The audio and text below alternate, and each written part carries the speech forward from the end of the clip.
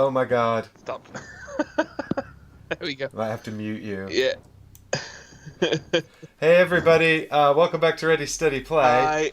With us, Ready Steady Play. Chris's cat has ambushed him and is getting this off to a good start. Literally at the start of the stream.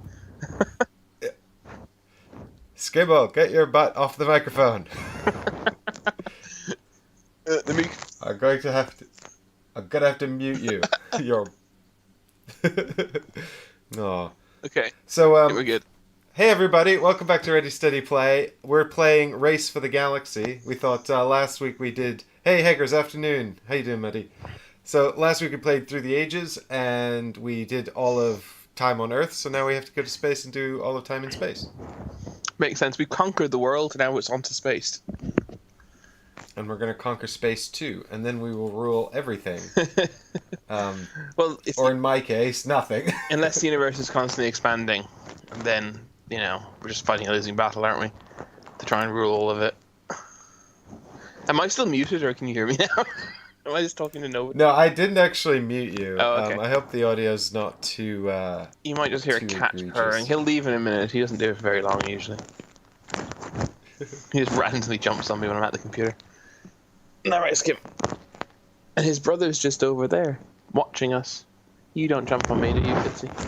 Yeah. Sorry, Chris. I had to actually mute you there. I was getting really fuzzy.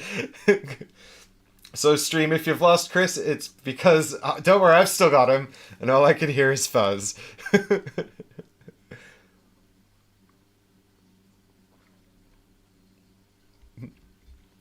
But we've got...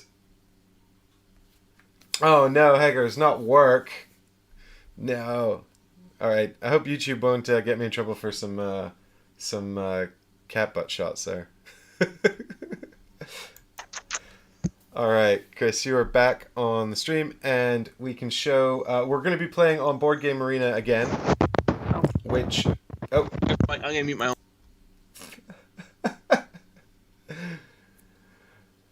Okay, so we're going to be playing on Board Game Arena. We're going to play with, if you know Race for the Galaxy, then we're going to play with the 3 original expansions. So the game came out in 2007. It's a tableau builder, and you're collecting cards, you're playing cards, and selecting actions from an action pool.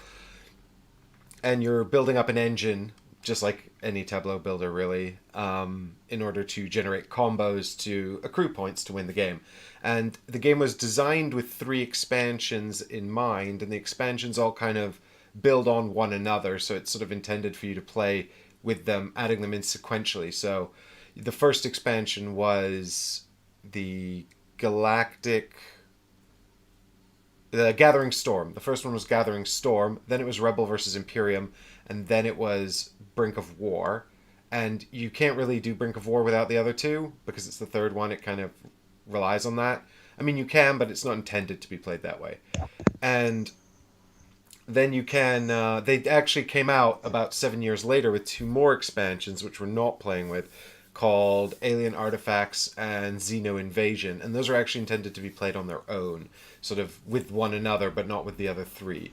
Although I think you can combine all 5 if you're mad and you want to be playing Race for the Galaxy all day.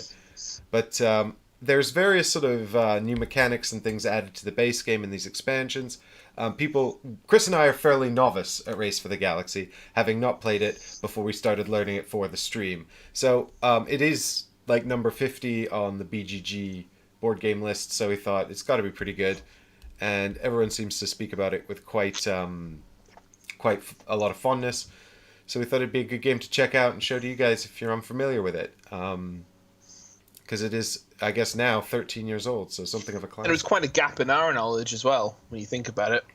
Not having ever played it, considering the space it seems to occupy in the hobbies... what would you call it? In the hobbies... history?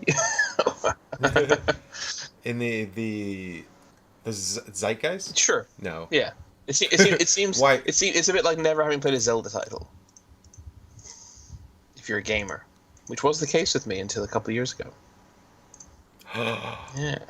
But I've now played one all the way through, started 2 or 3 of them, and I'm halfway through Breath of the Wild, 3 years on. Still haven't finished it. But yeah, so it's good to actually.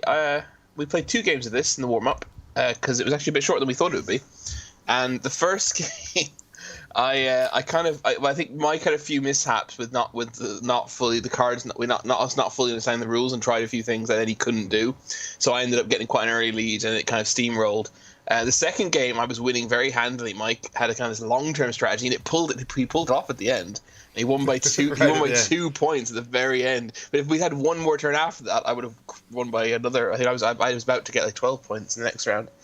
But so you need to pay attention to when the game's going to I end. was also going to get points. Yeah, that's true. That's true. Yeah, the game end is triggered by either 12 cards in your tableau, but that's not a limit, so on the final round you can go over 12. And also victory points. These 29 points. Yeah, there's a pool that's created at the beginning of the game, and when that pool empties, once again, that triggers game end, but it's not you can still earn victory points, you just take them from another pool. Yeah. It also ends if you reach 15 prestige points, although apparently that's very rare. Huh. Yeah. Prestige points are added in Brink of War, the 3rd expansion, so if you're not playing with that, you wouldn't be using them. And the pool for victory points is actually 12 times the number of players, so it would be 24. It's 29 for us. I assume the extra 5 are coming from expansion reasons because, for example, prestige can generate points every turn if someone has more of it. So it's probably just to mitigate that. There's also a fun fact I don't think we realized in our practice game, Chris. Prestige is worth points at the end. Oh, wow, we definitely did not realize that. That would have been useful to know. Okay, cool. We have these little victory conditions as well up here at the top, which are added by one of the expansions. I'm not sure which one.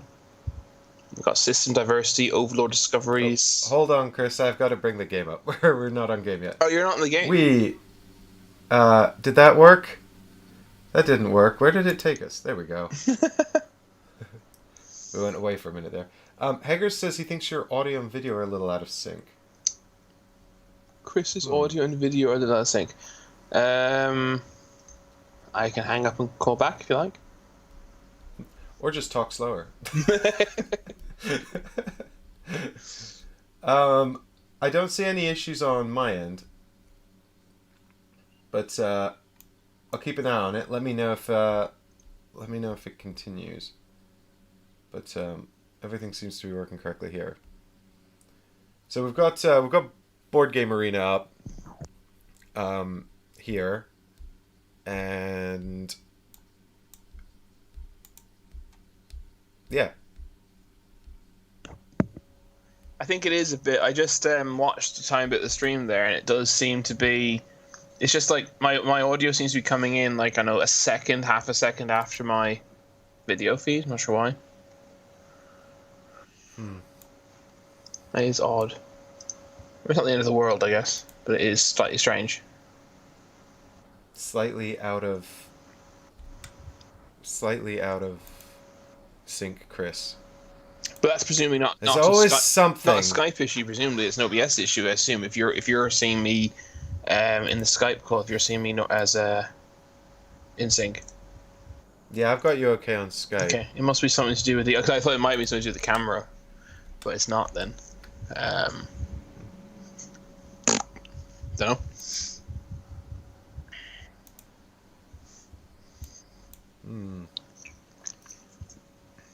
Let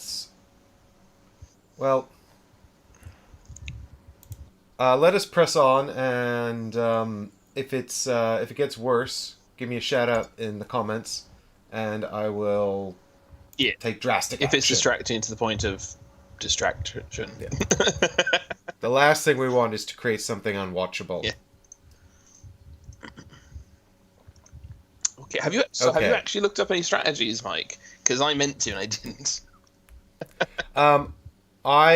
No, I'll tell you what I did do though. Is I thought sort of as a practice, because I thought I'd probably have to give a sort of an intro once the game comes up. I actually taught my friend last night to play this on Tabletop Simulator, and I gotta say, thank God for BGA, because honestly, like the so the this game, guys, is not a really complicated game. There's sort of two things. I mean, so let's. I'll tell you what. For those of you that know Race for the Galaxy who are watching this video and know it, here's our table configuration. So we're gonna do normal game mode. We're gonna do the game speed is just BGA settings. We're playing with those three expansions. No drafts, no takeovers, and we haven't put on the new worlds, which are just promo starter worlds. If you don't know the game, why don't we kick it off, Chris, and then we can show people. Absolutely.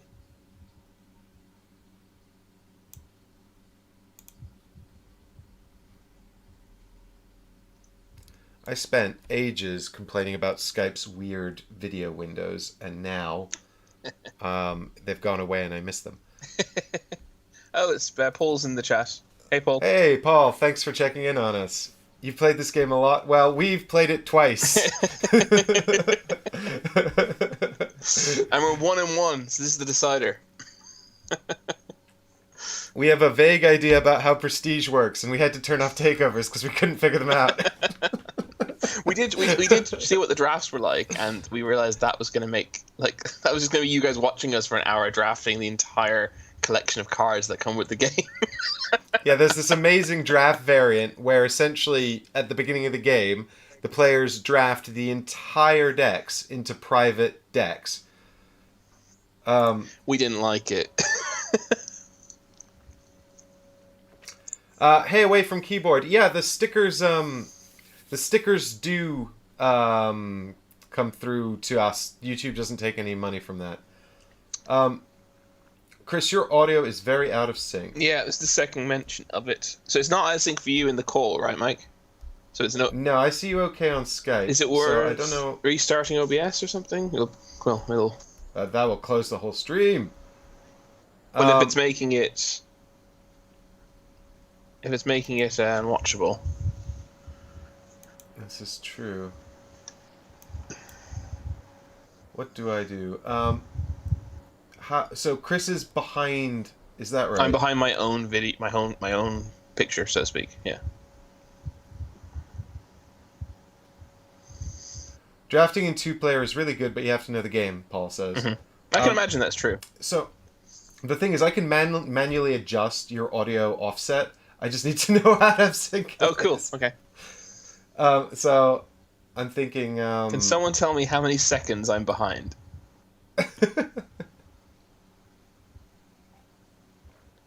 Paul says it's not a problem if you can't fix it. You can probably make it a bit more bearable if you just offset it by it. I've offset it by 5 milliseconds. Let me know if that made it better or worse. In the meantime, yeah, I mean... 5 milliseconds? That's nothing. Nobody will notice that. Okay. How about 60? Do you know what a millisecond is? 100th of a second? No, it's a millisecond. Ooh, away from keyboard. Thank you so much for the sticker. Dude, that's super generous. Isn't it 1,000? 1,000? I could be wrong. No, it's 1,000. Yeah, it's 1,000. Paul says 5 is nothing, and I'm bad at math. Oh, thank you, away from keyboard. That's really generous. That's... Okay, I've put 500 milliseconds in. We'll see if that corrects it. That's what's... I love Paul. Paul's like fixing our stream for us in the chat. He's ahead now by half a second. Oh dear. So wait, that was better or worse? Oh. Did it affect you as well? Is that the problem? That you were now... No, because I'm not adjusting the Skype, so I've still got you okay on Skype. Well, you adjusted it by half a second, and then Paul said the audio is now ahead by half a second, which implies that I was not behind. But obviously I was. Maybe it's the visual that's off then. Well, no, wait a minute. That doesn't make any sense. No. Well, the chat is also behind, probably by about a few seconds. It's better. Okay, well, let me ratchet it up to a little bit more. But go up, he says, yeah. Okay. Maybe go to 750 milliseconds. Okay. Okay, there we go. We're on 750. Oh, Hager said it was good now. Okay. Well, I've left it on 750. Hit me up if it's not good. Okay. But it's cool that Paul knows how to play this game. It's actually cool to hear from someone that's sort of quite intimate with the cards. Because I was going to say, do you want to start the game on BGA? Yeah, I'm ready. Oh, cool. Oh, yeah. I have to press go to game. Close down the stream and pop out the chat so that I can't see your cards. Cool.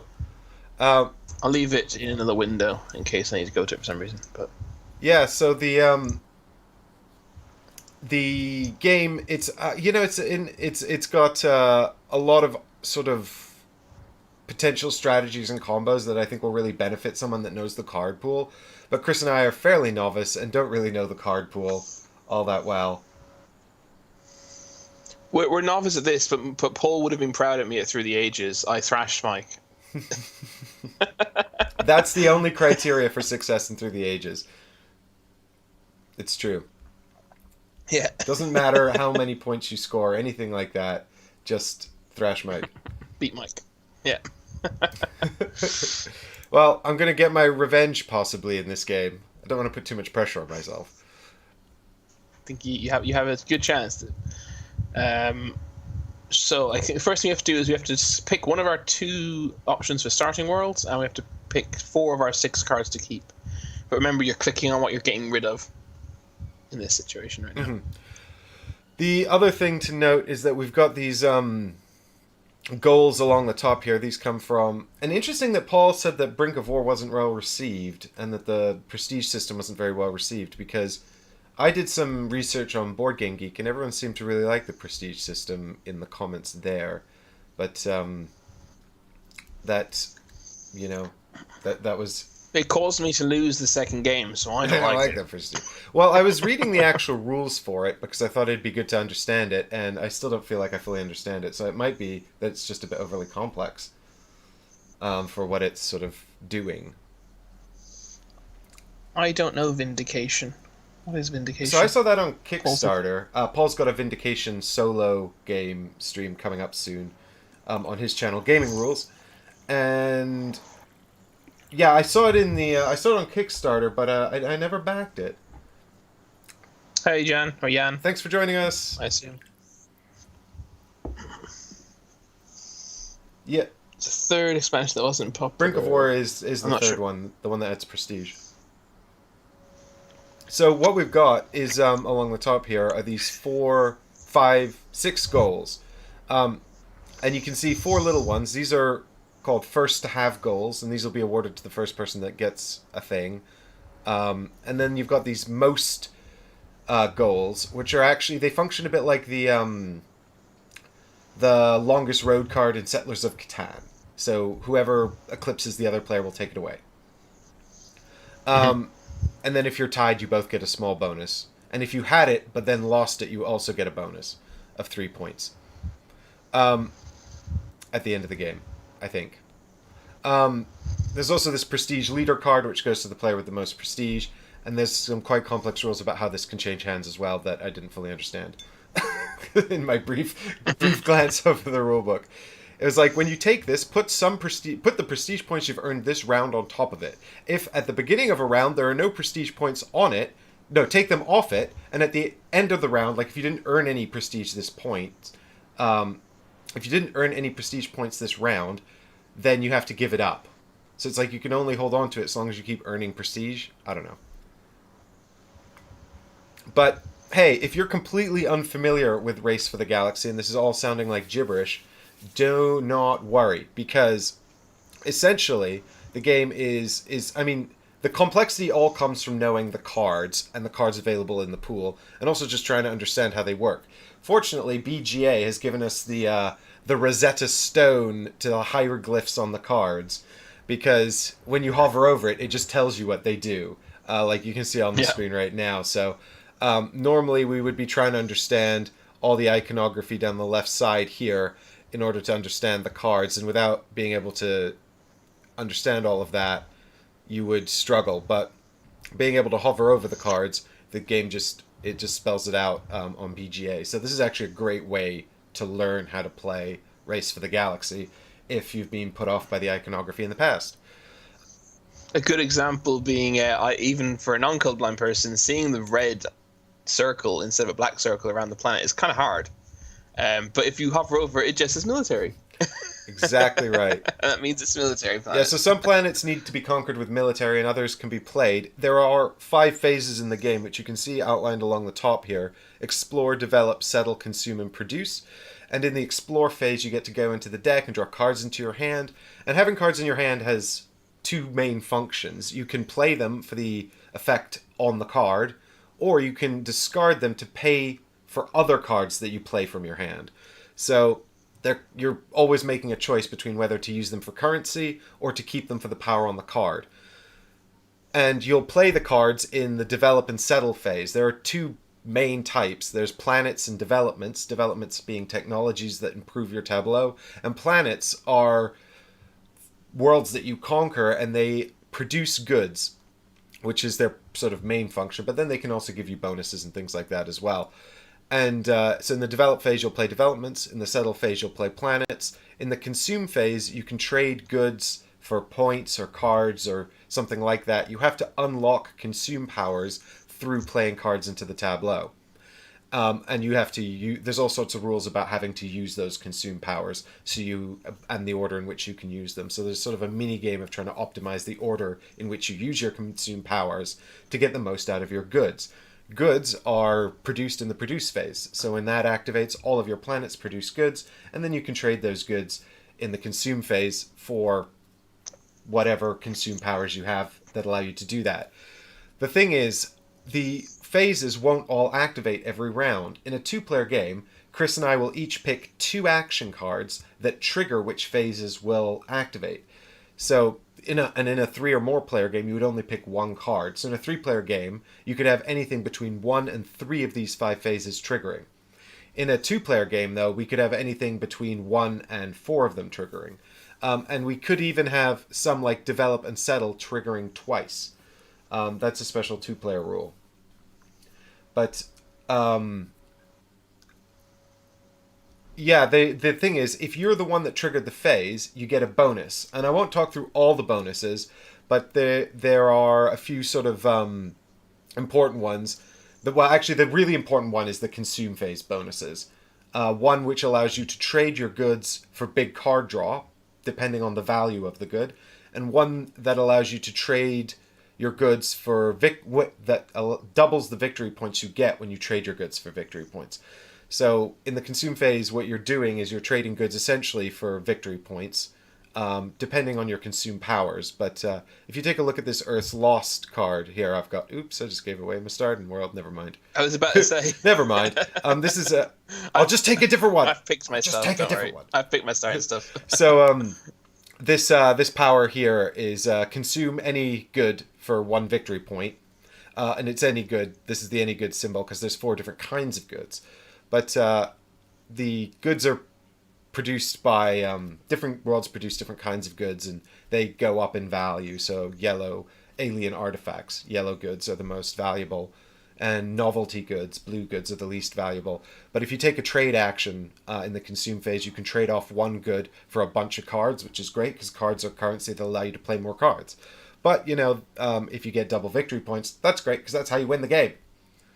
I don't think I'll go into too much more detail than that at the moment, but if you have any questions in chat, please let me know, and I'll do my best to talk through what's going on as we go. At the moment, this is my starting hand of 6 cards, and I have to discard 2 of them, so I'm sort of looking for an opening strategy here. I've also got these 2 starting worlds, and I'm going to pick the one that I didn't out to Chris, I think. I've picked everything. So I've gone for an opening strategy. Now, you have to be a bit careful on BGA as well, because sometimes BGA is like, click the cards you want to discard, and sometimes it's like, click the cards you want to keep. So if you start clicking haphazardly, you might discard the wrong ones. So I think at the start of the game you discard, but I think during the exploration phase you click what you keep. I think that's exactly. Just read the instructions. That's exactly right. As I always say, just read the people who struggle with IT. Just read what the computer's telling you to do. So I've got. Ooh. I'm going for a strategy here I don't think I've gone for in our last two games, so this could be fantastic. Or it could be Well, I was disastrous. We thinking shall see. about taking this and this because they've got. It's got. There's sort of this little combination going on here in terms of military power. I don't think I'm Hmm. giving too much away to you there, Chris. But in fact, what I've noticed is this and this kind of um, coming together to sort of form an interesting combination, um, sort of something else. So I think I might actually do that instead.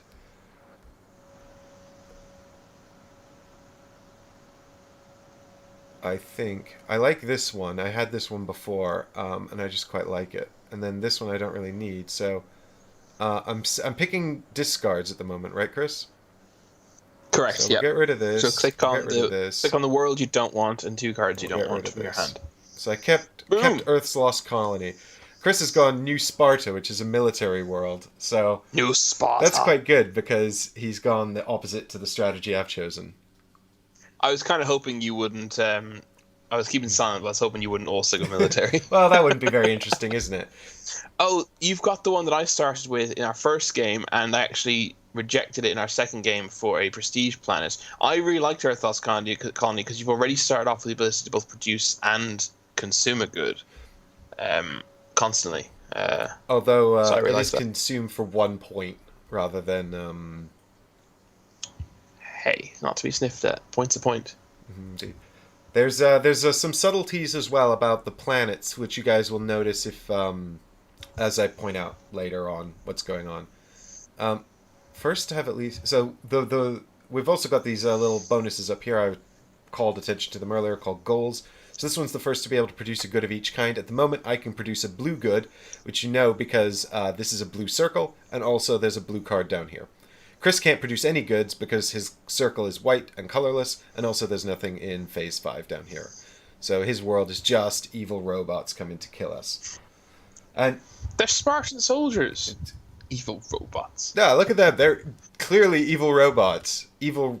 It looks like Batman from here with a gun. Batman with a gun. Well, that's pretty scary. He doesn't use guns, Why don't you I believe, make peace with me? because Spartans are all about You know war. that card I discarded earlier because I was like, oh, I'm not going to get to play this? I realized I should have kept that. So. Yes, first mistake in life. As usual. Um, Never mind. the question is, are we going to do our usual opening strategy, or not open strategy, but our usual opening move? We always tend to do the same sort of thing, don't we? Well, I've chosen my first two actions. I shall not tell you what they are, obviously. But I've chosen which phases I'm going to activate, and so have you. Ooh! So we've both unsurprisingly chosen exploring. +1/+1. So what I'm doing, explore +1/+1 means draw 3 cards, keep 2, and this is useful because you can get some cool stuff in your hand, and also you get to keep 2 cards, and cards is money. Um, Yeah. The alternative, you can instead, or in addition, actually, you can choose to draw an additional 5 cards, but not keep any extras. That's really useful if you're fishing for a particular type of card or particular card. But right now, we both just want to keep more cards because we want money, really. And cards is money, or cards are money. Grammar is important. Am you grammar letting we down? I don't really like any. I'm gonna keep this card, I think. This card and this card. Done. and I think I want to take these 2. So now we're in the settle phase, which I triggered, which means the boon I'm going to get is I think I get to draw a card after I settle. Exactly right. So now we can play planets from our hand. The cost of the planet and the cost of the development, for that matter, is the big number in the top left. So what developments are the diamonds, planets are the circles, and you pay the big black number in the middle. And if you trigger the settle phase, then you have to pay the full price of the planet, but you can draw a card afterwards. So it's sort of like a little rebate. Um, and because Chris pulled this one, I can also play a world, even though Chris triggered this phase. So that's kind of cool. It's like simultaneous play, which keeps the gameplay going quite quickly, which I like. But, I don't get the rebate, so I have to sit here and decide whether or not I want to play a planet and pay the full price. But Well, I don't get a rebate either. I just get to draw a card after I've done this. yeah, which is kind of like a rebate. It is. Yeah. Oh yeah, I guess. But yeah, you're right. It's not a discount. So anyway, I'm going to choose not to do this right now. I did it, so I'm obviously doing it. I'm just trying to decide if I want it based on the fact that I know you're producing. I could change what I wanted to do, maybe, and play a planet. How dare you change your strategy to take advantage of my moves? This is not okay. Well, I'm not going to. I don't think I'm actually going to play Rebel Sympathizers, which is a windfall planet, so it doesn't produce, but it comes with a good. And I have to choose I didn't have to. Oh, it was a military world, which I hadn't spotted, so I didn't have to pay. I had spotted it, I forgot. So because my military is equal to or larger than the number in the circle, I actually didn't have to pay anything at all. But I did get the rebate card anyway, which is lovely. Oh, powerful military combo. That's it. Get out of here.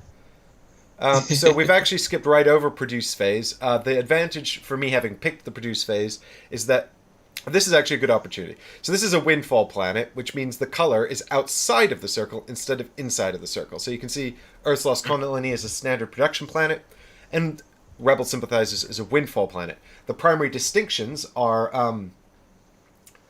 yeah, thanks, Paul. I'm going to come check out Vindication after our stream is over. Depending on how long this goes on. We might be here for a while. It's supposed to be short, but also, Thanks for checking in, Paul. Thanks for watching. And, giving us some insight. So... Yeah, I'll have a look. I have no idea what it is, but I'll have a look. I'm always interested in what the new hotness is. I don't think Vindication is new, actually. I think it's been around for a little while. Oh, well, forget it. It came out like 6 months ago, not 6 months ago. That's pretty new. It was a Kickstarter, and then it was fulfilled. And actually, it might have even been about a year ago now that it was fulfilled. So, old in board game hotness terms, Yeah. If it's not a prototype, then it's old hat. I only play prototypes now. Excuse me. This is actually the new 3rd edition of Race for the Galaxy. Not yet published.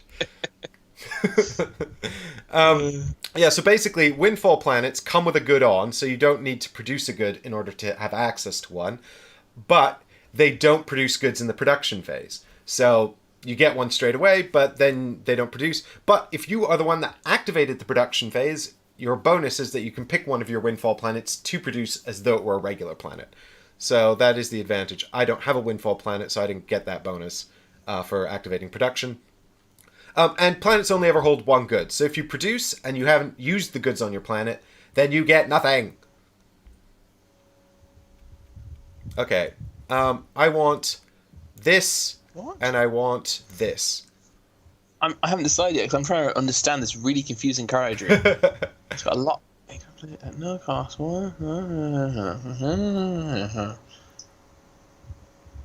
That is...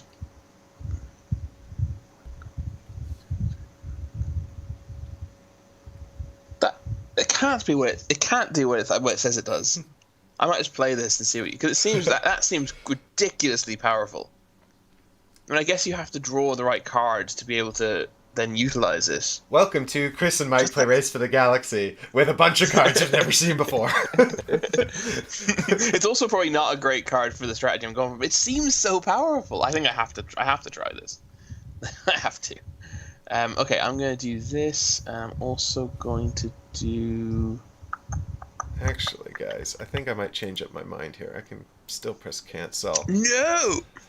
So, you can't change the one thing that this doesn't feature, which Through the Ages did feature, is, of course, undo.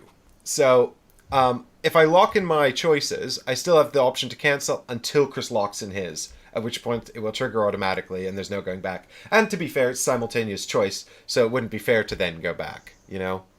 I'm ready to. Do you want me to wait? Because I'm about to lock in my thing. Will that mess you up? No, it's okay. I've undone mine, so you can go ahead and lock yours in. Okay, I'm going to do. I'm very much contemplating this, guys, but I think I need that. If I play this and this, can I afford it? I don't think I can afford it. That would be the price of that. Yeah, I definitely can't afford it. That's a shame.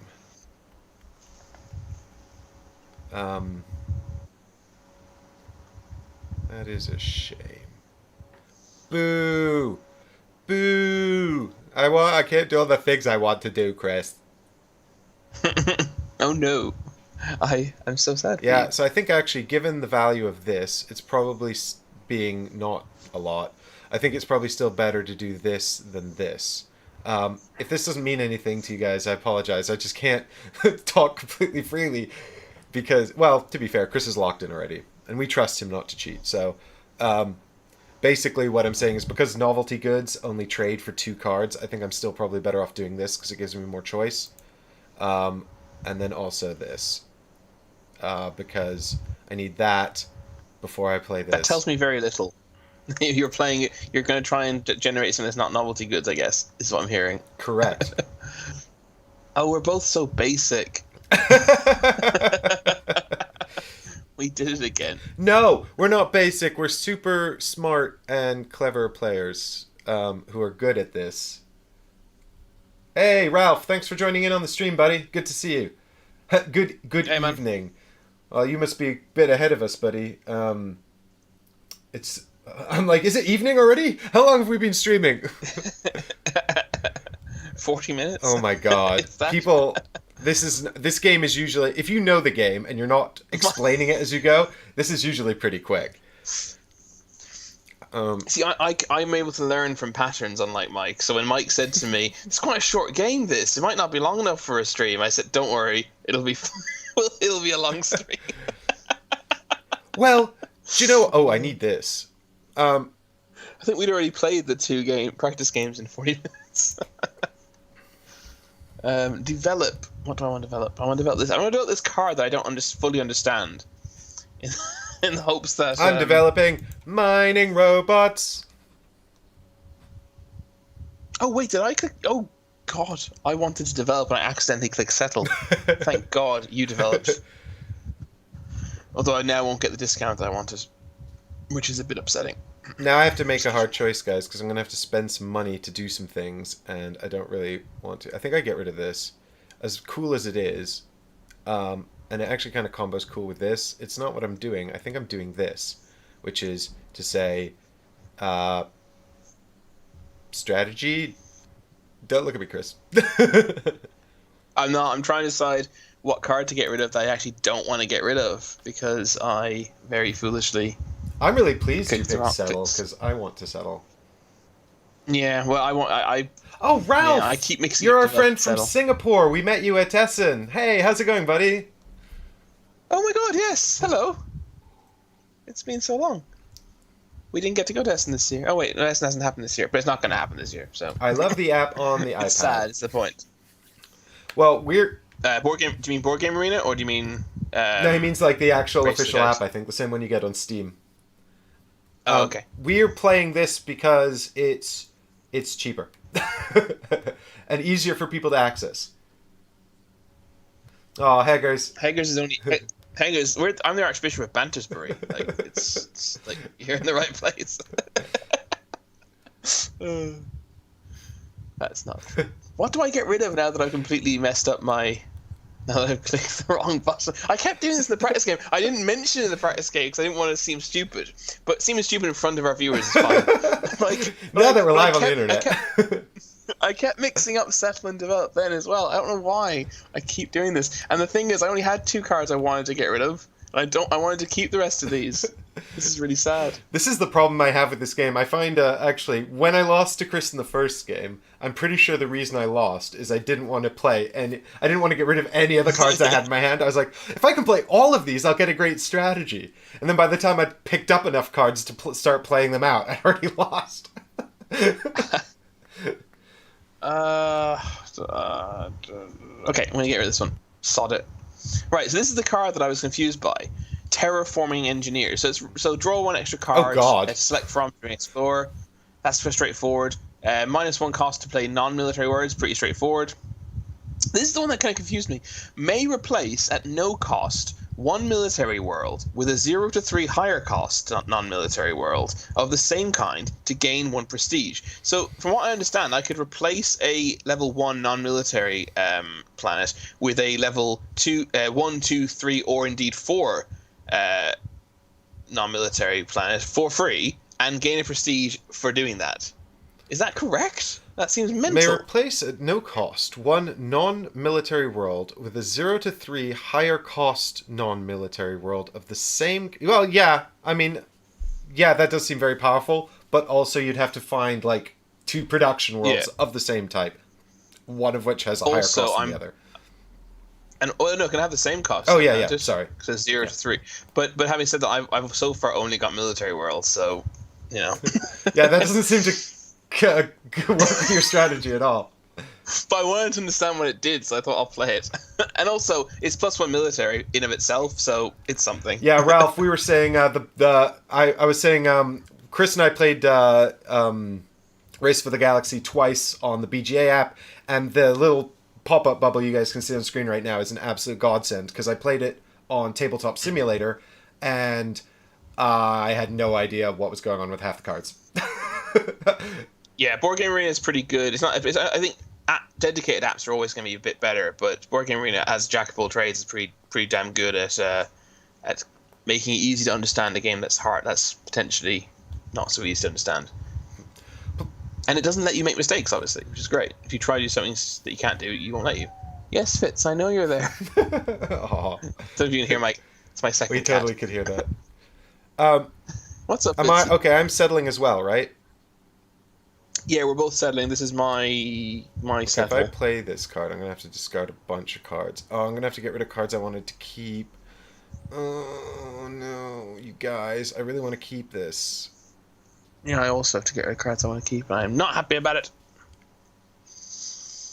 I don't know, guys, if I really need this, though, because I just don't know if I really need to be placing this kind of world.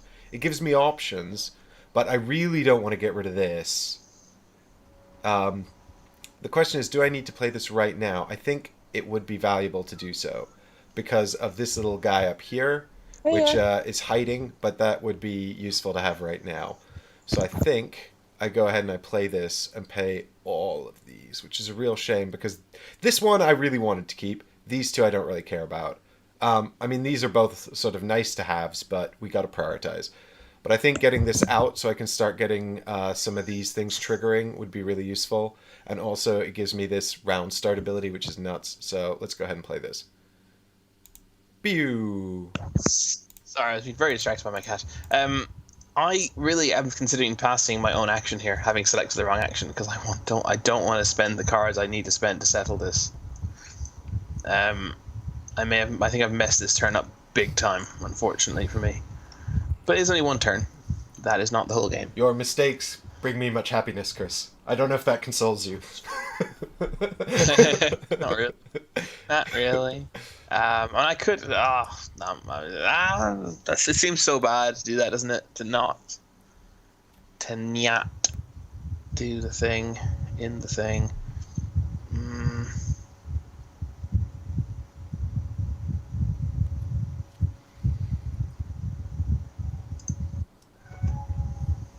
Super sad, but I didn't do it. Chris, look at my Psi Crystal world. Now I can read your mind. You may replace Terraforming Engineers. You may replace a world. Can I? I could. I could replace you with... Oh, the card I didn't get to play. I could actually replace you. What happens to the card, though? Will it go away forever?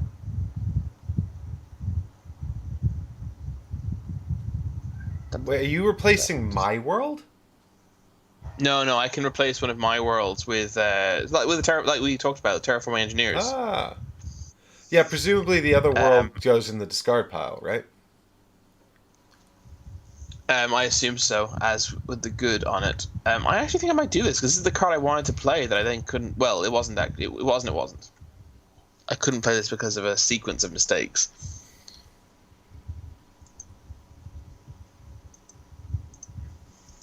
Oh, I still have to. Oh no, I can't do it now because there's a reason I can't do it yet. No, Mike has the prestige. It's all over for I me. got the prestige point thing. So this is prestige leader. I'm prestige leader because I'm the head of prestige squadron. Um, It's true. and that's because I have this little purple guy up here, which I got for playing the Psi Crystal world. Mm.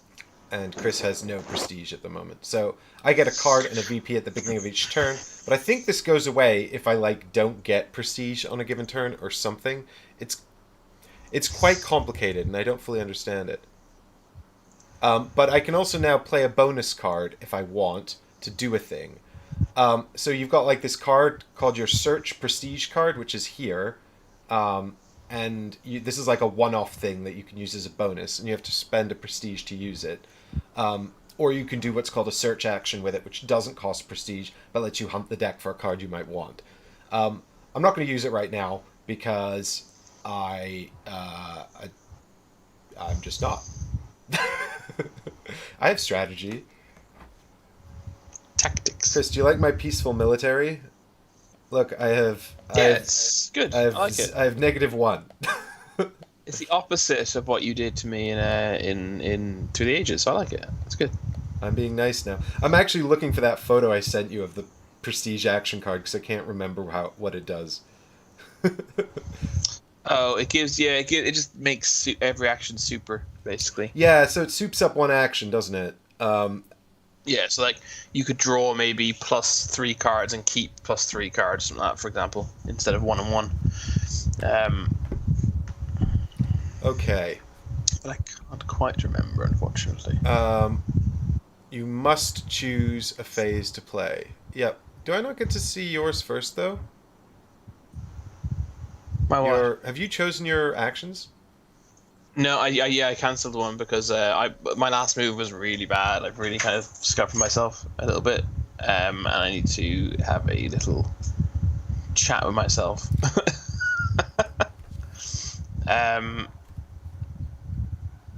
Okay, I'm gonna do this.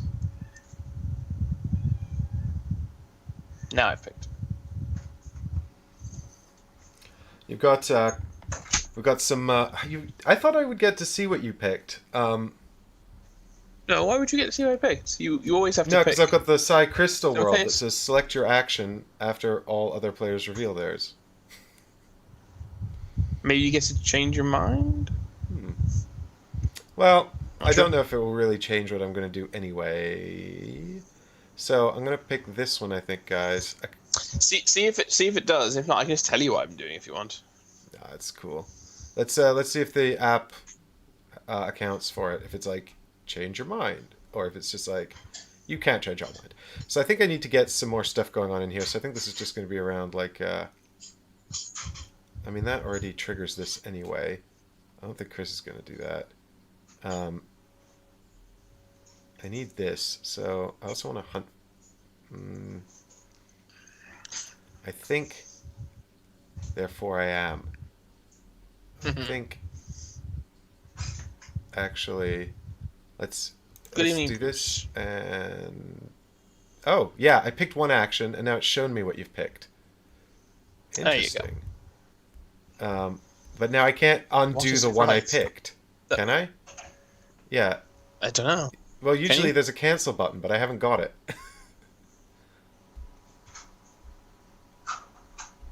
It says on top of my screen, Psi Crystal World, : player must choose their action. Yeah, but now I want to change the one I put in. It's probably the 2-player variant. You only get to see one. You only get to choose one of them with the knowledge. It's probably what it is. Right, that makes sense. Okay, well, Chris has picked this. which is a shame because it's not. Well, I don't know. Actually, maybe if we find some valuable development to build, it might be useful. But I think I need this one. Cool. This is the Death Star. But in this, it's not called the Death Star because that's legally copyrighted. That's a really nice card. I'm gonna grab that. I'm gonna keep this one. Not today. Because it's good. What is this? Ooh, I think I'm just gonna keep this one because these are vaguely useful to me.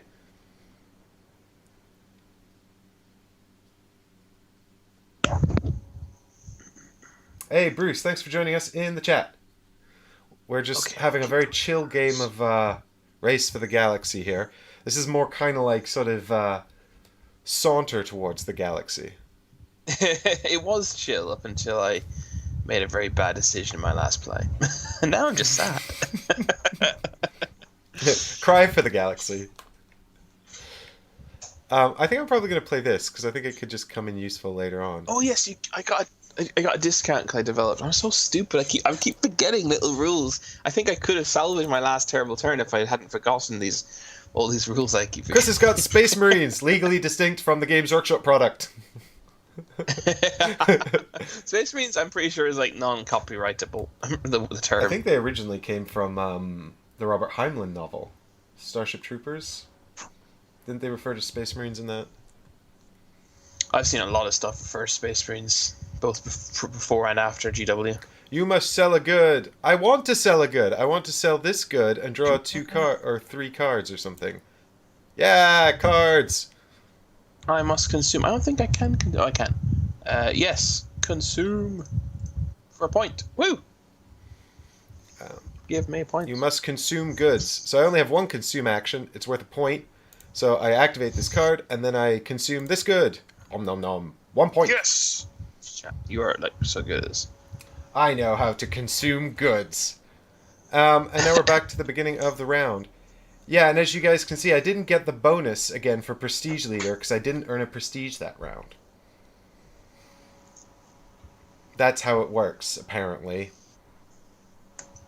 Now, what am I doing? Why am I clicking on my card? Stop it. I'm trying to decide my actions. You must choose a phase to play. I already selected that one. Whoops. So I'm going to pick this, and then based on what Chris has picked, I'm going to pick either this or this. So let's see. Bing! I don't like this. The fact that you get to It see hasn't myself. shown me anything, because I don't think you picked anything. I picked one thing. I haven't picked the second one Okay, yet. it's definitely like, it's not shown me anything, so... Okay, I think I'm probably gonna do this. I feel like I'm working towards a strategy that I'm just not getting done. Okay, so, yeah, Chris picked this, which, I mean... I'm settling. And he picked this, but that's fine. I'm not going to do this, I don't think. But I think I want... Oh, actually, if Chris is doing this, though, then maybe I could do that instead of this round. But then I won't even be using this. Oh, God. Anyway, I'm going to do this. Okay. Bob Olson, in his short story Captain Brink of the Space Marines, 1932. Ah, Bruce! I'm enjoying the way Bruce is citing himself. Hey, everyone knows if you have a citation, it's legitimate, no matter where what it comes from. You must choose one card to keep. Okay. This one. I'm going to keep this one and this one. But most importantly, this one. Okay, now it's develop time. Okay, I was gonna do this. And now I'm thinking I might want to skip it and settle instead. Yeah, this is what's happening. This is the first time I've had the problem where I don't have the cards to pay for stuff. every other game we played, I seemed to set up an engine of drawing lots of nice cards. But right now, I am not But feeling I like think that's that. the way the military goes. But then you kind of build it up, and you get to play a lot of. You get to Military cards. you get to play a lot of military cards. You Yeah, just need to you yeah, it do makes need to sense. find them though. Right. Well, I think I am going to go Mhm. ahead and play this, guys, because it does give me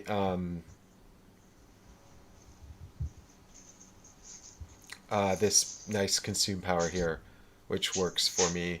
And then I can. Oh no, but I'd have to give up. No, I wouldn't have to give up that. Right? Yeah, I can keep that. I planned it well.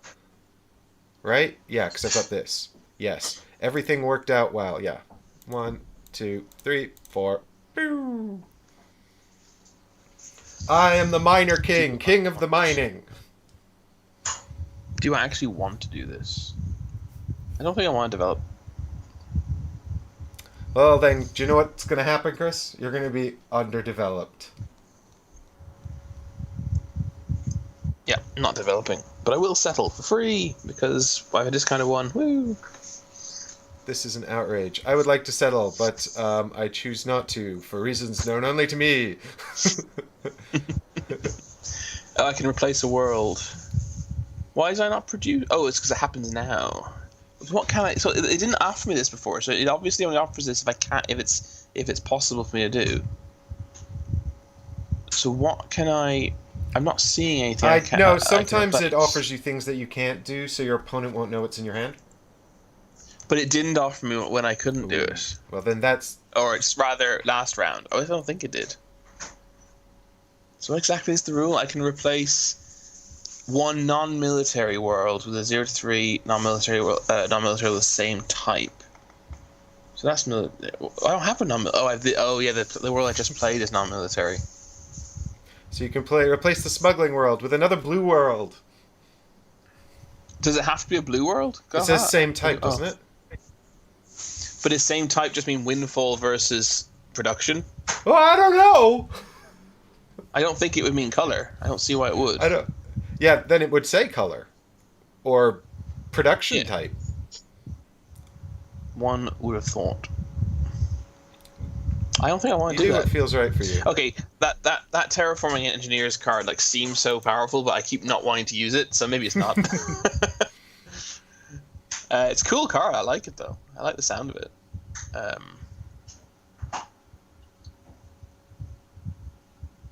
Are you military? Picked my actions. I would like to have some things. I would like to do this here. You're doing that, and you're doing that. And so if I do this, then I could do that, and that's good too, so I'll do it. Will I be able to do it? No, I won't. Yes, I will, because of that. Frank Google. This. Well, if Frank helped you out, Bruce, you need to cite Frank. It's outrageous. Why do I have so many cards? What happened? What the hell? Because of the power on Smuggling World, dude. You combine your exploration with your hand. Oh, oh god! I thought I'd drawn that many cards. I was like, how did this happen? Hey, Alessandro, thanks for Okay. joining us. How's it going? Well, Chris is currently trying to work out how to be a terraforming military power, and I'm just mining. I am. Yeah, it's not going great for me. Thanks to my own faults. Let's get rid of you. And Ooh, I'm that smells trying nice. to I'm trying to Ask it. win before Chris makes up for his mistakes so that I don't look like a moron who couldn't do that. Yeah, at least my kind of embarrassing moment of doing a stupid thing is over now, and now all the pressure's on Yeah, all Mike. the pressure's on me now to not lose and look like an idiot who couldn't capitalize on Chris's mistakes. Are you a finisher?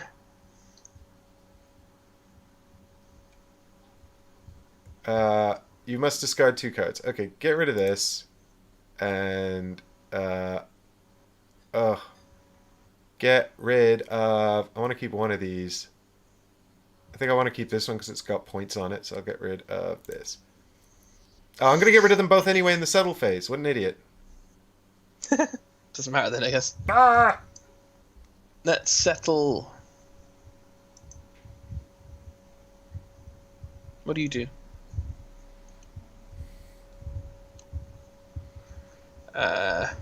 You may place a That's actually world. much better. Whoa, I'll go play this world.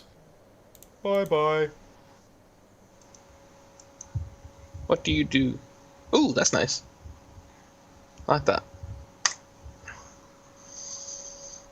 Oh, I should get rid of one extra card. You. Bye. I've got the Imperium capital. Oh my god. You are, in fact, not rebels at all. I thought you were robot rebels, but in fact you are Imperials. I am playing both sides. That's how you win the war. Play both sides of it. Yeah. I can replace a thing yet. Yeah, it keeps asking if you want to do that. I noticed that your terraforming fighters are actually a brown keyword, which means that they combo well with my mining shit, so you really just stole my card. Yes. Outrageous. That's that. I don't understand. That's what card is it? What card can I play? You can replace the Imperium capital with another 6-cost world. But I don't have another 6-cost world. I actually maybe it does offer me it regardless whether I can or not.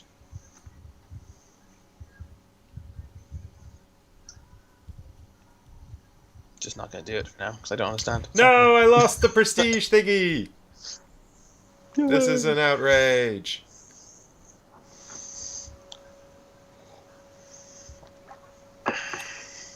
Some players must sell Oh, goods. I will sell a good. I will sell this good. You must consume You must goods. consume. I activate this and consume this. Aha! I have to find the place where I can consume. Where's the place I can? There it is. There it is. I found it. Okay, we're getting there. Okay, well, I know that I definitely want to do this because I need to do it. I think I need to do it, although I kind of want to do that, but it'd be pointless. It would be pointless. It will be fun. Ooh, I hope that this makes sense and is watchable, because I'm just kind of pointing at things. What we should actually be doing is we should be explaining what we're playing, why we're playing, and what it lets us do. Well, okay. Basically, I've assembled a mining conglomeration, as you can see here. I've got all these worlds producing brown goods, which are rare ores, rare elements. And now I'm just going to continue to produce mining equipment until I win or don't. Whereas I've got a big military planet with a big massive Imperium capital, but there are rebel sympathizers living in the capital. I'm quite good at generating prestige and military strength at the moment. Not so good at producing goods. But goods is not necessarily how you win. So there's that. I went all in on goods last time, though. Last 2 times. I think we're going to have this and... Ooh. That's a shame. And we've both played 6 cards into our tableau, or rather, played 5. We started with 1. So we're halfway towards ending the game that way. We've only taken 9 victory points between us, however, from the 29. This is actually really confusing me. The fact that everything comes into my hand is a good thing, but it's confusing. This is great and super expensive to play.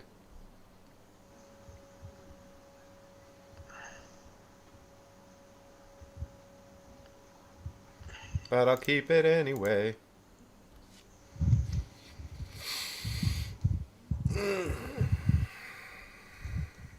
Oh my goodness. I shouldn't say this probably. I definitely shouldn't complain about this. But like I can't stop drawing military worlds. You shouldn't complain about that, Chris, because that's how you win. It's good. But I don't just want to. If I don't just want to settle every turn, just keep like settle military world, settle military world. I guess I could. I probably should, in Yeah, fact. that sounds like a way to escalate the game end and win the game. Yeah. Alessandro Yeah, says, so maybe. how will Chris win? Well, Alessandro, there is points on all of these planets. So, I mean, you can see I, Chris and I are actually currently drawing. For, I love, he didn't just say that. He says, "How will Chris win?" I understand your strategy, Mike. But well, so military is like a binary value, right? And it just unlocks the ability to play military worlds, so you don't have to spend anything. So Chris, now that yeah, he's got a so military on my, 4, he can play any military world at a cost 4 or less without, for yeah, free. for free essentially. Um, I could all, I most of my hand right now. I could basically just play for free, um, which kind of has ended the temporary problem that I was facing about 20 minutes ago, where I had loads of stuff I wanted to play and couldn't play any of it. But I agree. I'm not sure how I'm going to win with this strategy either. Mike fell massively behind doing the strategy a couple of nights ago and ended up winning by 2 points. So yeah, we'll have to you see. need to find the Death Star, Chris. Except, um, Let's get rid of that, and let's get rid of.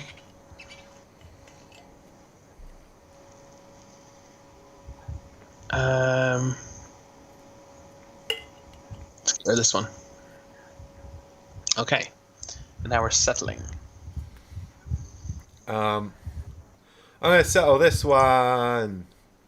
I'm settling This is this one. great, and I would love to do it, but I just think like, when am I gonna get this right? Um, I've literally nothing that helps me with this, so I think that just this helps me anyway, though, because of this here, and it's also cheap for me to play, reasonably cheap for me to play. Maybe I'll keep this one. This is these are both that, and without that card I discarded at the beginning, I guess I'll never get to play them. So might as well get rid of these two. Also, Alessandro, I don't know how well you know this game. You might be asking, how is Chris going to win with a vast knowledge of the game? We don't know what we're doing. Yes. Oh, why have I not got? I'm very confused. Oh, is it because the phase isn't over yet? You may replace a world with your terraforming engineer. Yeah. So I've played the Rebel Underground, which I believe will do two things for me once the phase ends. I'm meant to gain a prestige after placing Rebel Military Worlds, so I should be about. Oh yes, I have got an extra prestige. And in addition, I believe I've got 3 military worlds now. Oh, I meant to have 4 military worlds to get that achievement.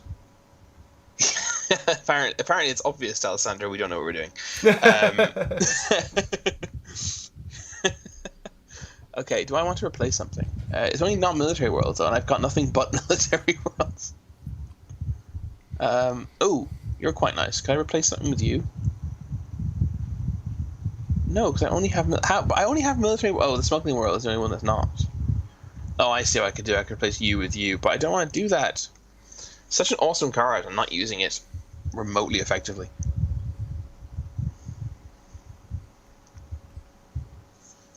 You have to choose a windfall land. The land of windfall. I only have one. It's this one. Bam. Hey, I won a thing. First to have 4 goods in the tableau. Nice job. Nice job. A good job, me. I just don't produce enough stuff is my problem. But maybe that won't matter. We shall see.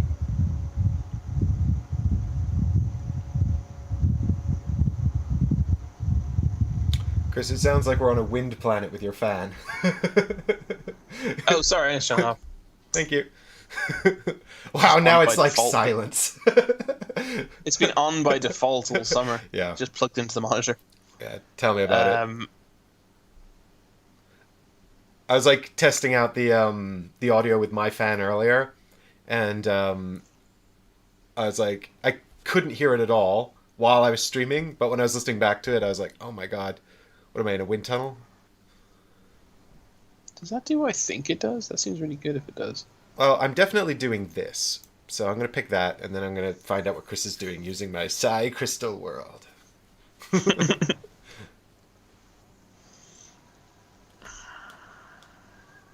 um, I'd really like to get this or this, but I just don't see that happening.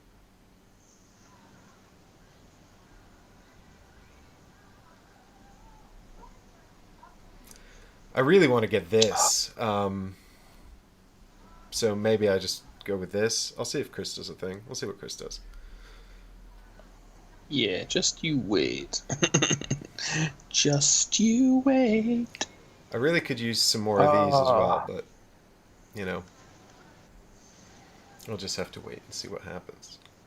I mean, if I pick this, I could actually do quite well using the bonus that comes with it, so that could be good.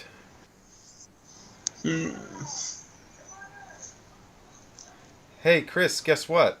The final part of the What? Western Legends trilogy is coming to Kickstarter in a week.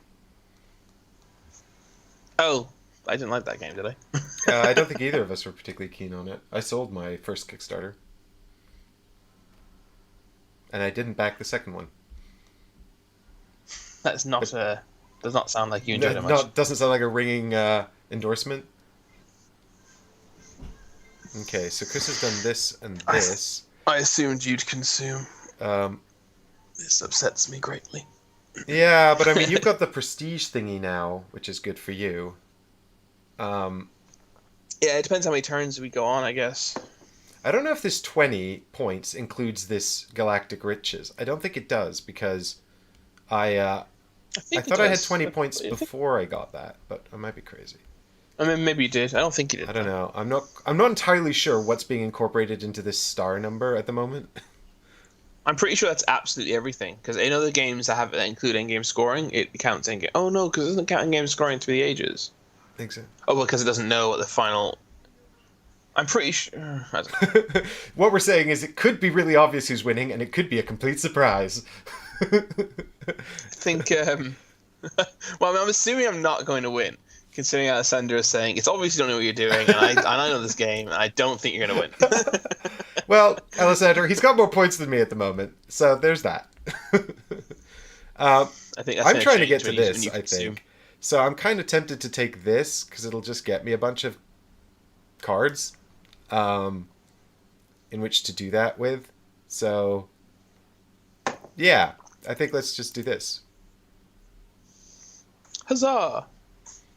You must Dying discard 3 cards. Ooh, I like this. I like this. Actually, this is useful because it could bring me towards that with this in the end. Yeah, so let's get rid of this because I have -1 military. We'll get rid of this because I have -1 military. And get rid of this because I have -1 military. Are you also getting nothing but military cards? I think it's because we put in Rebel versus Imperium and Brink of War, which are very aggressive expansions, it seems. The last time we weren't getting that many, were we? It's a big deck, I guess. I don't actually know how many cards are in it. I think there's about 100 cards in the core set. I don't know how many are added by the expansions. I need to discard one more card.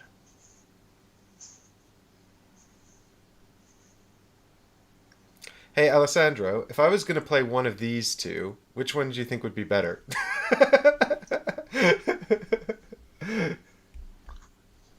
That is pointless considering you have no military.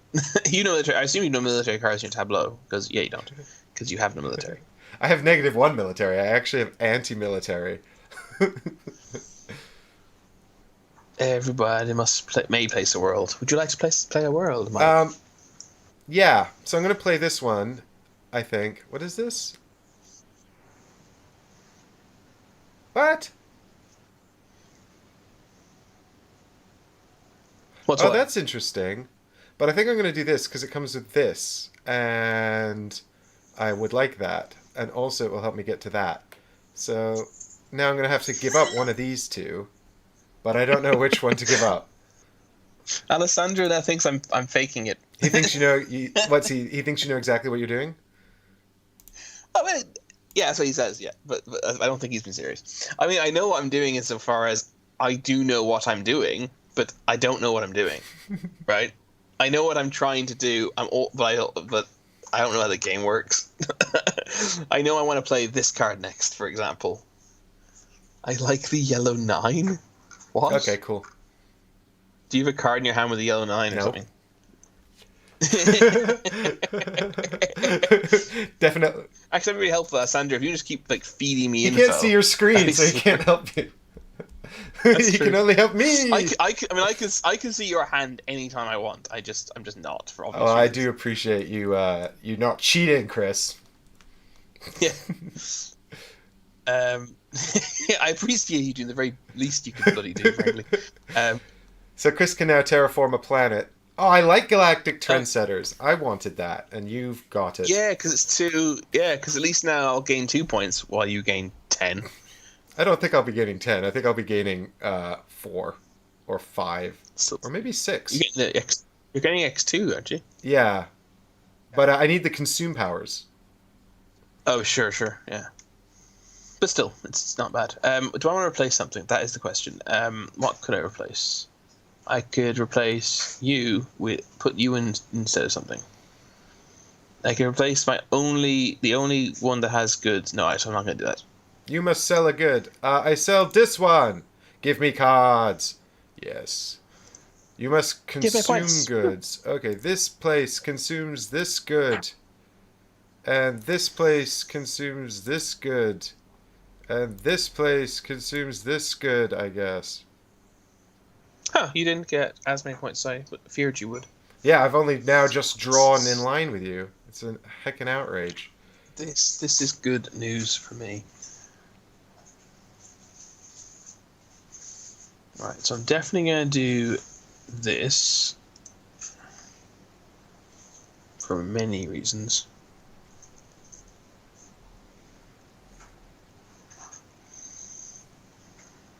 I mean, this is obvious, right? It's kind of just a shame that if I do this, then I can't also do this. Do we think that there's 2 more turns in this game? Yes, I think so. There's 10 victory points to be had, and there's still 4 cards each to be played, unless you produce and consume kind of over the next 2 turns. Then you might close it out.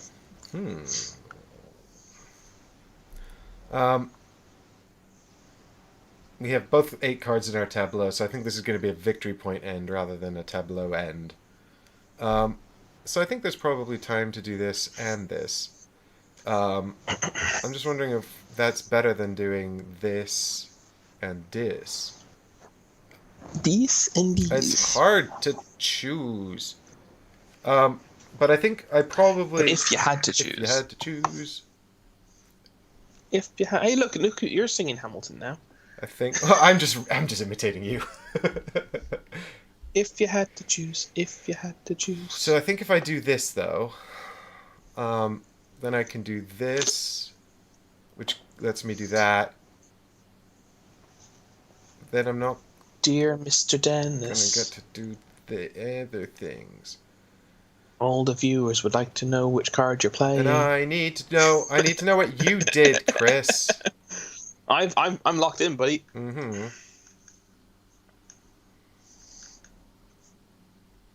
So if I pick this, I could do that, which would be good. I mean, it'd be okay. It wouldn't be great, but it'd be okay. Look how evenly matched we are. 27 points each. How many cards do we have? Okay, I got that. So I really need... I could do... Because if I do this and this, I could definitely do this. But then I wouldn't be able to do that. But I think this is probably actually the way to go.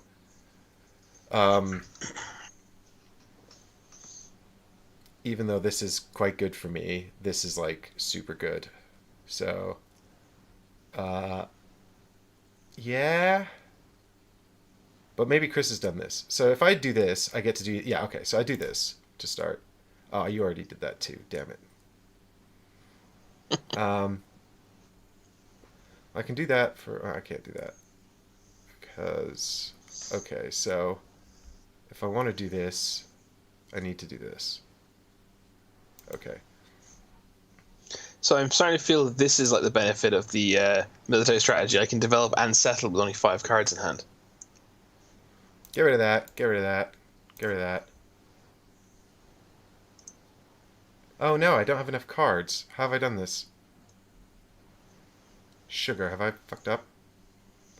Um, We hadn't sworn yet, Mike. What are you doing? yeah, I've messed up. Damn it. Never mind. Um, so we could do a develop. Um, I guess. Although I don't actually have anything that I really want to develop. Um, the only reason to do so is it's worth points.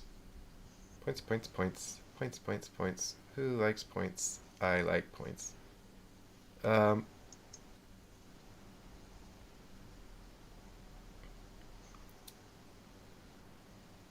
yeah, I just want to make sure that I've got... So if I do this, it's negligible because of this and this.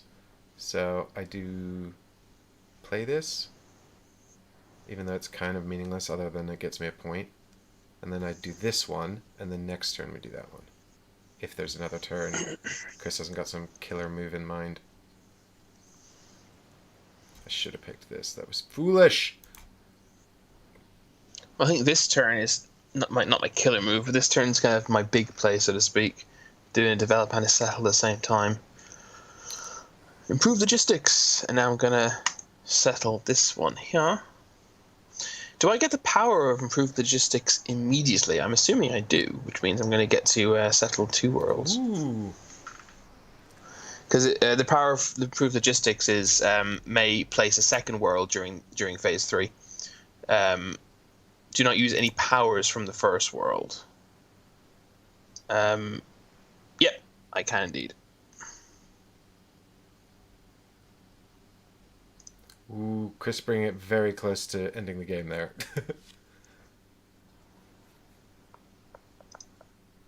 So I got all those in one turn as well. Uh-oh.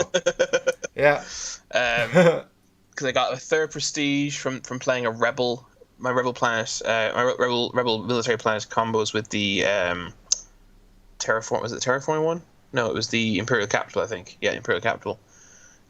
Which it was also my 4th military world, which gets me the military influence and the propaganda edges from having at least 3 and the most rebel military worlds. So yeah, that one card got me 3 things, which was 13 points. Not bad. Uh-oh.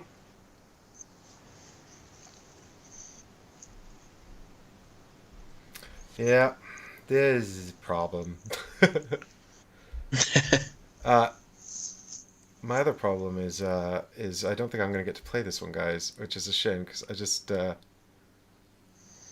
Oh wait, no, I can do a thing. Hang on, let me just check here my thing. You see, I didn't know what I was doing. Okay, I'm gonna do this.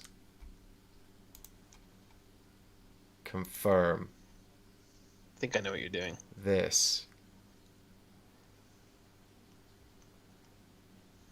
Yes. And then the other thing I'm going to do is this because, I mean, it's might as well right now.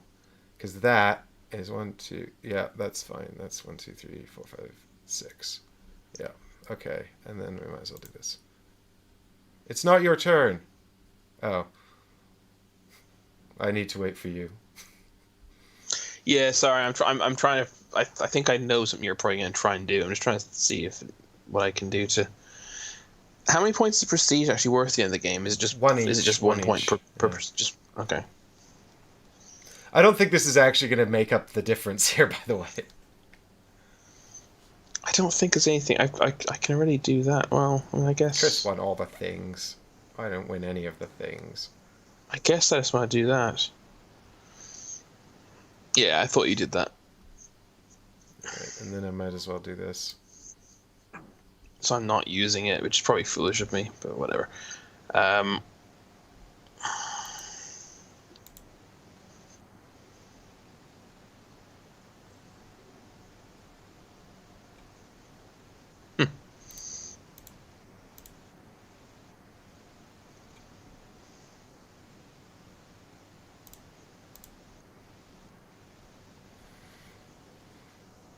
If only I could settle 2 worlds like Chris, that would be great. But I can't, because I don't have the improved logistics.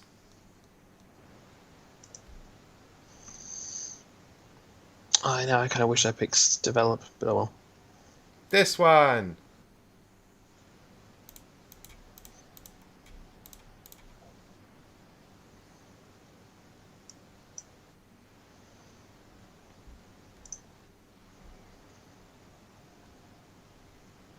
Oh no, Chris is developing all the planets and they're worth points.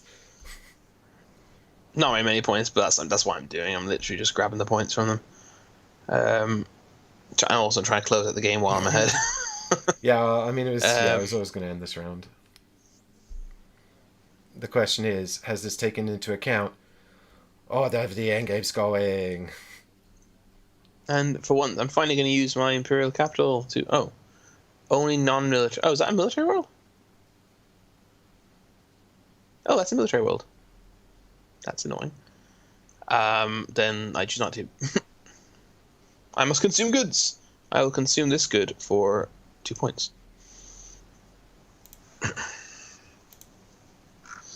Wah. Huzzah! Oh, we tied. Oh my god. What did I win on? I won tiebreaker, which is number of cards left in hand plus number of goods. Oh my god. That's amazing.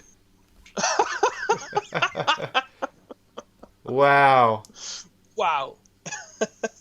Less brutal through the end. How did you get so many points at the end there? The prospecting guild wasn't being counted. At this prospecting guild that was giving me points for every mining planet. Sure, that makes sense because I can't see... Well, look at that. If you go to the final situation, neither of us had any goods. You literally won that by having one more card in hand. Wow. It's a good... that's a... Wow. It's a good thing I didn't, for example, spend the prestige point to do a super action. Yeah. Wow. Well, good game.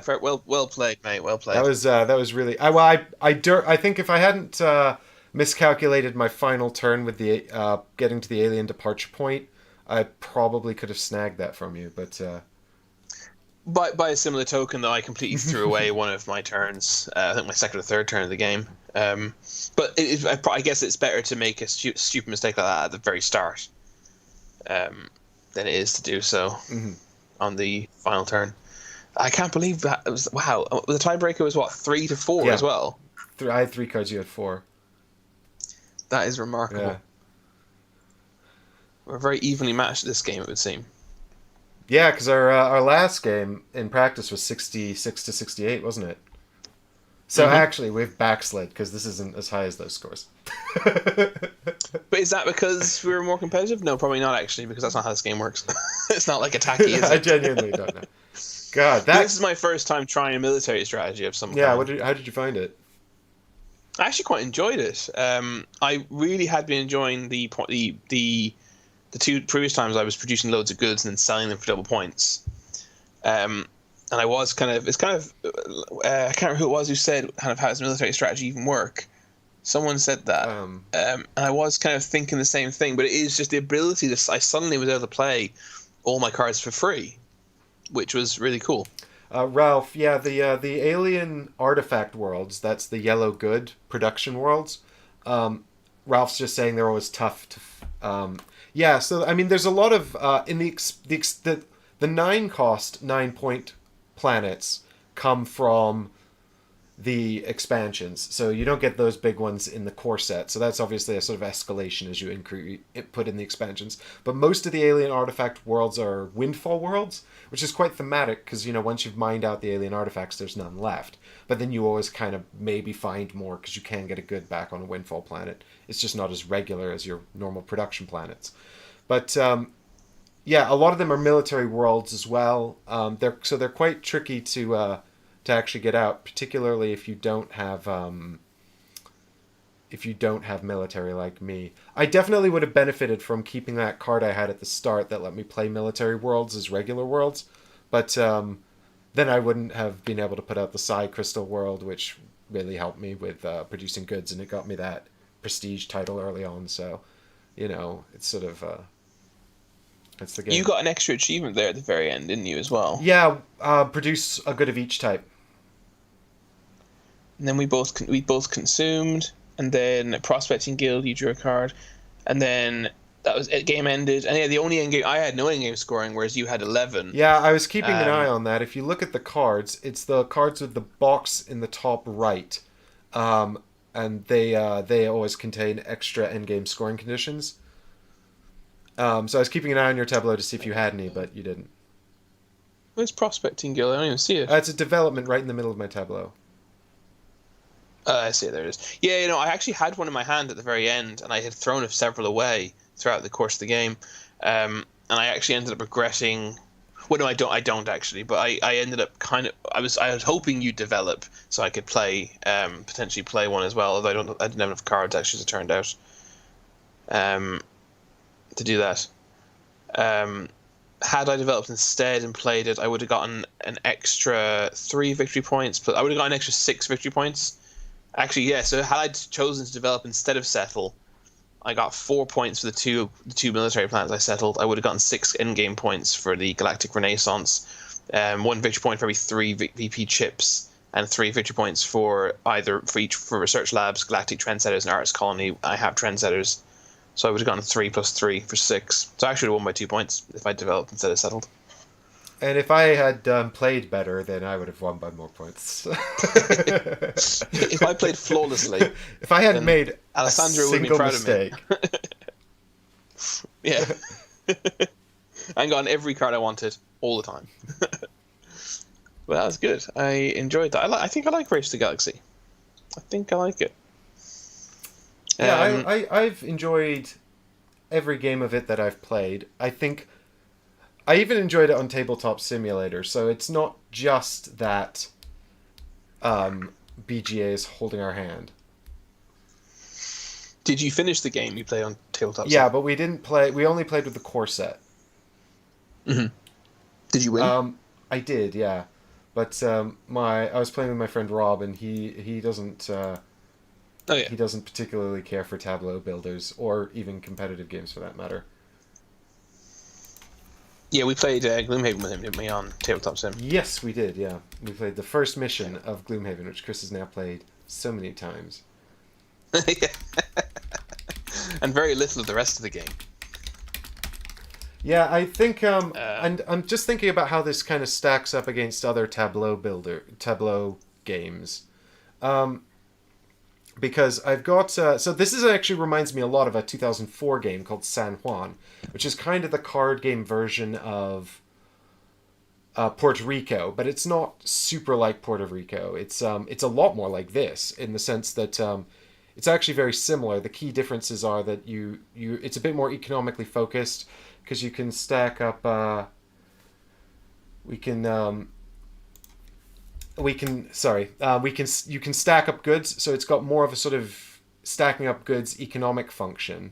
The other thing is that the actions come from a communal pool, so rather than all simultaneously selecting actions in secret, someone will sort of draft an action and everyone else will draft an action after that. um, so there is I was just talking my mic. so I was just going to say I really like the mechanic of being able to everyone you pick an action, everyone gets it, but I get a better version of it. I've only recently started playing Puerto Rico semi regularly, and it's a mechanic that I really enjoy. You don't seem to see very often, do you? well, I think so. I think it's sort of this kind of action drafting comes in different forms. I say action drafting, I mean action selection, but I do think that this obviously feels very different to San Juan, even though it's kind of like functionally very similar. In San Juan, you're sort of like you've got perfect information when you make your choice, whereas in this, it's a lot of it's about sort of predicting what your opponent's going to do and sort of trying to optimize for yourself and also get advantage from what they've done. I really like how it functions in this. I find it really interesting, and I like how it lends itself to this simultaneous play. So you Hmm. avoid the terraforming Mars problem of someone sort of having really long turns and doing sort of like if someone because obviously terraforming Mars is back and forth, do an action, but also the generations, which is a turn, go on as long as someone still has actions to do. So if they have a really powerful engine or an engine that sort of just takes a lot of time to sort of get around to doing what it's trying to do, their generations can go on a really long time, while Hmm. yours are sort of quite quick. So I find this very compelling, actually. For like it's just I like the pace and I like the interesting decisions. I like the choices you have to make with the cards and the tough choices there. Um, I like the comboing But powers. there's almost no downtime, right? Yeah, You're always engaged. I think I love games that achieve that. It's not an easy thing to yeah. achieve, but although you mentioned that something I found myself not doing, which I know I should be doing, is I'm not spending a lot of kind of time thinking, oh, is Mike gonna develop, so I don't need to develop this turn. I kind of found it easier just to pick what I want to pick, and if I get a benefit from your action, such as drawing some cards, then that's nice. Um, so, but yeah, it's probably not optimizing the strategy to not do that. But it's worked so far, I guess. Because there was definitely one point where I was thinking I'd love to. At the time I picked develop and settle, I was thinking Mike may well end up doing one of these, but I really want to develop and I really want to settle. So it's not worth picking something else that I only kind of want to do and hoping I get to do all three. It's burn the hand kind of. I mean, I find that you usually do better in the long run if you, in most games, if you kind of go burn the hand strategy. Mm. Anyway, which kind of takes away a little bit from in my opinion, from the planning around your opponent's turns. Because I think most of the time you're going to do better if you. I still haven't played 3 games, but in my experience of gaming, full stop, most of the time you do better if you go bird in the hand. Oh, yeah. I think the other thing that's interesting about this is that I mean, so actually, I found having a diversity of actions. I found having a diversity of actions was really valuable because it did mean that because I find with the military particularly because the military worlds generally aren't great for production. Um, they're usually just kind of worth points and then give you some small bonus. So I find what's really interesting when you go military is you kind of become really focused on like sort of settling, developing, and exploring. And I'm sure that there's like a strategy known to more adept players of the game where you sort of combine lots of different elements, sort of like a middle of the road. But one thing I was finding that was quite good with my tableau in this game was that because but it only really manifested right at the end was that because I had more goods production than consume powers, I could produce and then sort of do 2 consume rounds. Or like if you picked Mm-hmm. consume, I would always have like sort of a card to throw away for a few points or something, and that meant that I could sort of like hedge my bets about what else I was going to do. So sort of having that diversity was quite nice. It didn't come together. So maybe your point is more valid. Well, you say it didn't come together. You lost by a card in hand. I don't think either. I mean, neither of us knew what the tiebreaker was, and neither of us were planning for that tiebreaker. It was sheer dumb luck that I won the tiebreaker. It's actually really funny as So, well because in the final consume action, right, I had one good and I had 3 consume powers to use it, and 2 of them are 2 points, and one of them is 2 points in a card. And I was like, well, I'll trigger the prospecting guild for 2 points in a card because I get more stuff, even though this card's completely meaningless. And then it turns out well, it decided like that if there'd been just one more card in there, that would have decided the I, game. I actually thought you were about to say you didn't pick the +1 card, and I was going to say Oh, no. I would have been What would killing what would myself. that be a what would that be? I guess that'd be a I don't know tie. what the if No, anyone knows what the third or the second level tiebreaker is in this game, if there is one, let us know. Well, because it's um, cards in hand and produced goods, right? oh yes, but yeah, we haven't. It was But goods, actual yeah, goods on the but none of table us had though. any. Neither of Yeah. us have any. Yeah.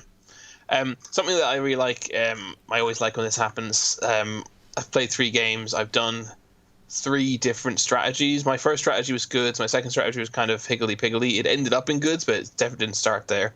And the third strategy is military. And I've performed. I've seen them all to be viable. Yeah. which is excellent. So, I mean, like, obviously this is not news to anybody. This is a very well-renowned game, and it wouldn't be if there was one way to victory. But it's still always worth complimenting. I love the fact multiple paths to victory, multiple viable strategies that I can already see after just 3 plays. I can see how it's such a it's the game stood the test of time. Although I personally don't like the artwork. If there was a third, if they did Kickstarter, well, I say Kickstarter, if they did release a new edition, I'd probably pick it up though. Mm-hmm. If they like update the art and kind of the cars, the grey edges, for example, are a little bit ugly. Yeah. But it's a very cool game, and I really enjoy it. Yep, I think that's. I'd be interested to play the physical copy though. I don't know how is it a lot. It's probably quite faffy. Tableau buildings are often a bit faffy, right? With just place, they end up looking very unneat on the table, and building up that massive stack of cards as well. Yeah, it's one that would benefit from a baize table. Definitely stop the cards slipping about. I saw as well in the entries on Board Game Geek that people had built these holders, big holders for the massive stack of cards you get coming out of the all the boxes. And actually, you probably, I imagine there's custom tableau player mats, I imagine, as well, because you're only ever going to have a maximum, well, I say maximum of 12 cards. If you're only going to have 12 or 13, maybe 14 cards, and even if you have 12, 13, or 14, it'll only be at the very end. So it's not actually that many cards, I guess. You could probably set it up quite neatly. But I just, Board Game Arena is kind of the one problem. I'm really enjoying using it to be able to play with people remotely, and I'm also the downside is I'm also really enjoying how much easier it makes games. Insofar as like an hour and a half game might only take 45 minutes to an hour now, because everything's automated, and I don't want to get too swept away in how convenient it is. Yeah, because I don't want to, be playing these games online when things go back to normal. I really hope I don't find myself saying, oh no, I don't want to play Race to the Galaxy tonight. It was much easier on Board Game Arena. I really don't want that to happen. Yeah. Hopefully it won't. I don't. I mean, well, the other option is just to play games that aren't on Board Game Arena. Yeah, sure, but yeah. I'm a little worried that a lot of people are going to become introverted again and not want to. I say again, a lot of people are going to become more introverted and not want to go to board game clubs and stuff. And then, no, we can play online from the comfort of my own home. I don't know. Because I've been doing these solo streams with the actual games as well. I think there's still a huge amount of appeal to the tactile nature and picking up the components, and something very satisfying about that. Although I'd really like to go to a convention. I'm very sad about the lack of conventions. Yeah, I know. Me too. I miss them. I miss them so much. So, well, that wraps up, I think, our Race for the Galaxy stream. I hope you guys have enjoyed it and enjoyed coming on this adventure with us. Chris and I have got a sort of, for those of you who are still watching and have made it to the end, thank you so much. I do have to give a call out to I say I don't have to, but I want to give a call out to my Patreon backers who make this kind of thing possible and who've kept this equipment running and improved everything. So, yep, can't paint. Can't paint it on a mini. That's true, Bruce. I can't paint a mini in real life either, though. So, but I can't pay for special washes. Away from keyboard, thank you so much for your donation. That was very, very kind of you. All of this stuff goes back towards helping the channel and helping support the equipment. And, we don't, for some reason, we don't get a lot of review copies of games. Possibly because our final thoughts are savage, as Paul Grogan has described them. But, so all of that support goes to help us play the terrible games that we play so that you guys don't have to. They're not all terrible. We're just I'm a very critical person. That's just one of my flaws. Well, yeah, but I think we could use a bit more critical thinking in some of the. There was something recently. Yeah, it was It was Reichbusters. Like, I heard that wasn't very. We played that at Yeah, Essen. yeah. But again, like I think this is part of the problem is that a lot of these things get played with publishers and stuff at conventions, buy the media, and then they go away and talk about how great it is. But when you've got an expert curating the game, it's a very different experience to when you're learning it out of the box at home. Bruce says, "I don't think they're savage." What, you don't think we're savage enough, Bruce? Is that what you're saying? Okay, we can get harder. We can get... Race of the Galaxy is terrible. I've played so many tableau builders. Like, it's just another tableau builder. No, I would never want to be negative for the sake of being negative, of course. But I do think that this kind of... So, yeah, I mean, I think Race for the Galaxy is an absolute great tableau builder, with the exception of the hieroglyphs, and perhaps I think there's some fairly heavy hobby concepts in there, like the idea of cards having 3 functions, which probably might make the teach for people who are not used to playing board games quite tricky. But I think if you start executing it, people would probably get it pretty quickly. I think things like the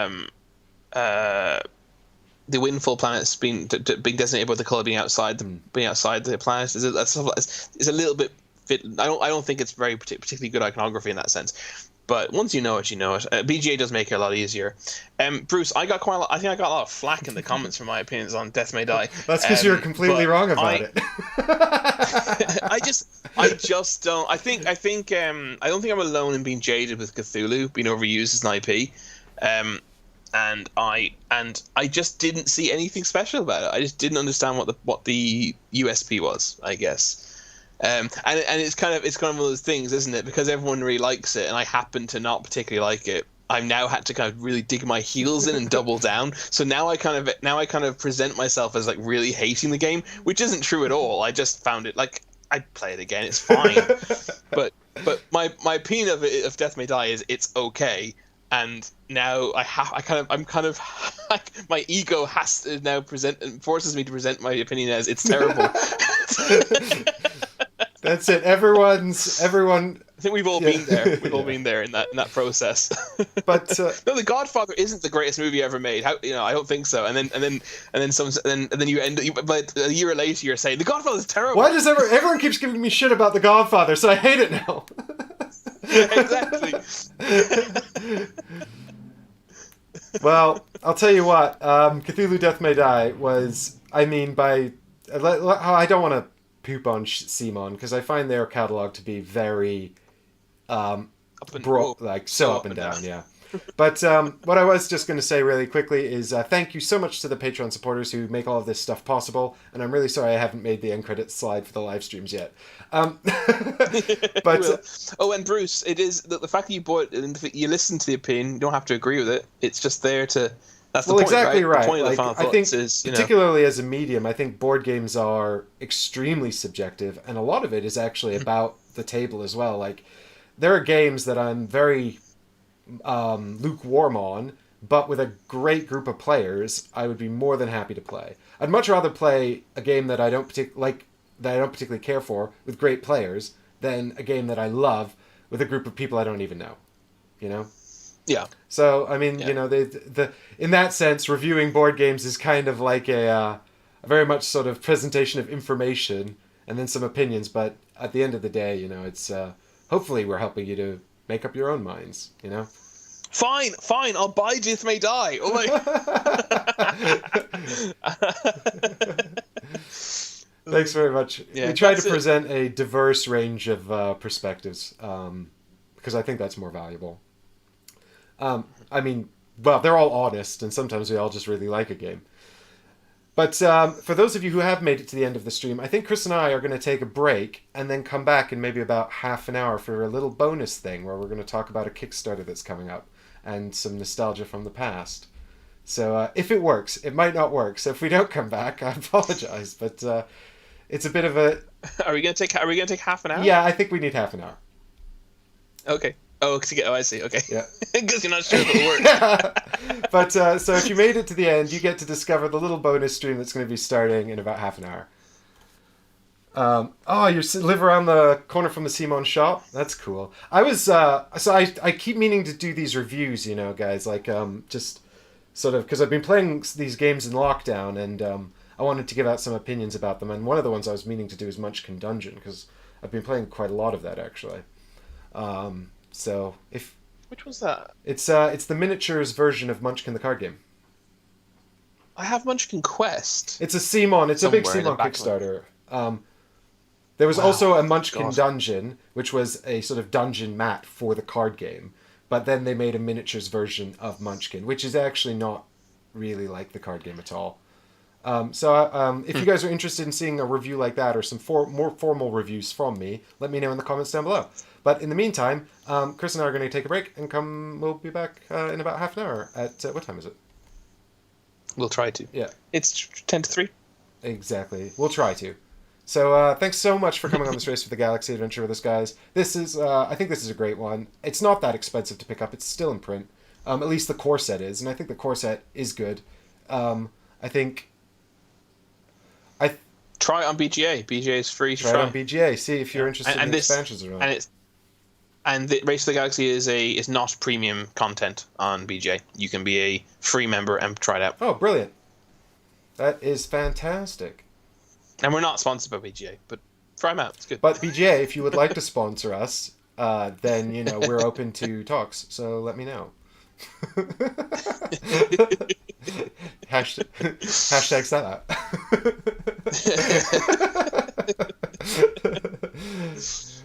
Bye, everyone. We'll see you soon. Thanks for coming, guys. Really appreciate it. Take it easy.